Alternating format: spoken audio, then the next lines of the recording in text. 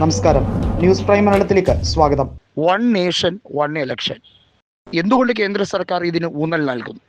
നമുക്കറിയാം, SIR നടപടികൾ ഇത് അണിയറയിൽ എത്രയോ വർഷങ്ങൾക്ക് മുമ്പ് അവർ ഒരുക്കി വെച്ചുകൊണ്ടിരിക്കുന്നതായിരുന്നു.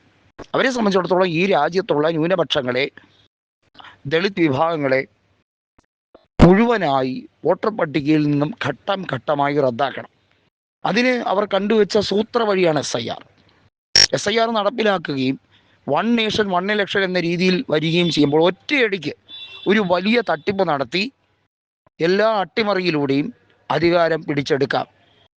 അതിനുശേഷം ഭേദഗതി കൊണ്ടുവരിക, തെരഞ്ഞെടുപ്പ് 5 കൊല്ലം കൂടുമ്പോൾ ഉള്ളത് അത് അനിശ്ചിത കാലഘട്ടത്തിലേക്ക് നീക്കുന്നത് ഉൾപ്പെടെയുള്ള പുതിയ അമെൻമെൻറ്റുകൾ, പുതിയ ഭേദഗതികൾ കൊണ്ടുവരിക, കേന്ദ്ര സർക്കാരിന് എക്കാലവും നിലനിൽക്കാൻ കഴിയുന്ന രീതിയിലുള്ള പരിപാടികൾ ആസൂത്രണം ചെയ്യുക. അതിന് കോൺസ്റ്റിറ്റ്യൂഷൻ അമെൻമെൻ്റാണ് ഏറ്റവും മികച്ച ഉദാഹരണം. നമുക്കറിയാം, കോൺഗ്രസ്സിന് കൃത്യമായും 4/3 ഭൂരിപക്ഷം കിട്ടിയ കാലഘട്ടം വരെ ഉണ്ട്. BJPക്ക് 3/2 ഭൂരിപക്ഷം പോലും കിട്ടിയിട്ടില്ല. എന്നിട്ടും അവർക്ക് ഭരണഘടനയെ മുഴുവനായി എടുത്തു കളയണമെന്ന ആഗ്രഹത്തോടെയാണ് കഴിഞ്ഞ ലോക്സഭാ തെരഞ്ഞെടുപ്പിൽ അബ്കേ ബാത് 400 പാർ എന്ന് പറഞ്ഞത്. അതിനെയാണ് കല്യാൺ ബാനർജി എന്ന തൃണമൂൽ കോൺഗ്രസ് MP കളിയാക്കി പറഞ്ഞത്, നിങ്ങൾ ചോ കിത് കിത് എന്ന കളി പോലെയാണ്, 400 എന്ന് പറഞ്ഞ് ലക്ഷ്യം വെച്ചു, അവസാനം ഏണിയും പാമ്പും കളി പോലെയൊക്കെയായി, അവസാനം പാമ്പ് വിഴുങ്ങി BJPയുടെ അംഗസംഖ്യ കുറഞ്ഞു. ഇതിലും തട്ടിപ്പ് നടന്നിട്ടുണ്ട്. ഒഡീസയിൽ ഉൾപ്പെടെയുള്ള കാര്യങ്ങൾ വളരെ വ്യക്തമായി തന്നെ നമുക്ക് കാണാൻ കഴിയുന്നതാണ്.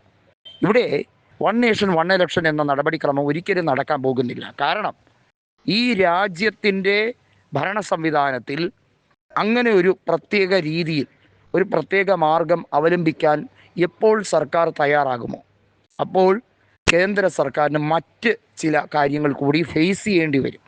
അതിൽ ഒന്ന് എന്ന് പറയുന്നത്, സഖ്യകക്ഷികൾ, BJPയുടെ സഖ്യകക്ഷികളെ വിശ്വാസത്തിലെടുക്കാൻ പരിപൂർണമായി കഴിയില്ല. കാരണം കേവല ഭൂരിപക്ഷം അവർക്കില്ല. കേവല ഭൂരിപക്ഷം ഉണ്ടായിരുന്നു എങ്കിൽ തീർച്ചയായും വൺ നേഷൻ വൺ ഇലക്ഷൻ പ്രാബല്യത്തിൽ കൊണ്ടുവരാൻ അവർക്ക് കഴിഞ്ഞേനെ. വൺ നേഷൻ വൺ ഇലക്ഷൻ സംവിധാനത്തെ പരിപൂർണമായി തകർത്തുവിട്ടത് ഇന്ത്യയിലെ ജനങ്ങൾ തന്നെയാണ്.